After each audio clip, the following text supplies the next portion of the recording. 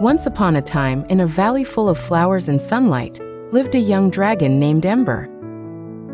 Ember was not like the other dragons. While the older dragons soared through the clouds and breathed great streams of fire, Ember could only make sparkles and tiny puffs of smoke. Sometimes the other dragons laughed, but Ember dreamed of doing something special one day. One bright morning, as the dew sparkled on the grass, a loud squawking echoed from the far side of the valley. The village chickens were crying out for help.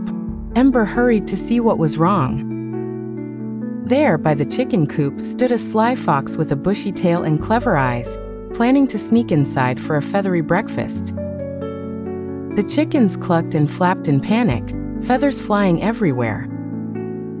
Ember felt nervous. She wasn't the biggest or the loudest dragon, and her fire was hardly more than a hiccup. What could she do to help?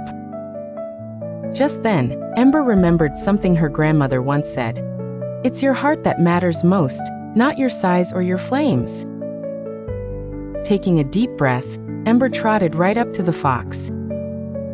The fox sneered, swirling its tail with impatience. "Go away, little dragon. You're too small to stop me." But Ember stood firm and, with all her might, blew her biggest puff of smoke. The smoke didn't scare the fox, but the sparkles tickled his nose. The fox began to sneeze, achoo, achoo, achoo, until he tumbled and flipped right into a pile of muddy pumpkins. The chickens cheered and gathered around Ember, flapping their wings in delight. Just then, the other dragons glided down from the hills, watching in surprise. They had seen Ember's brave act, and even though it wasn't a fiery display, they were impressed. "Well done, Ember," they cheered. From that day on, everyone in the valley knew that even the smallest dragon could have a mighty heart. And Ember?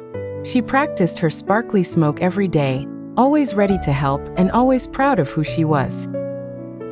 And so, in the Valley of Flowers and Sunlight, Ember became the bravest dragon of all.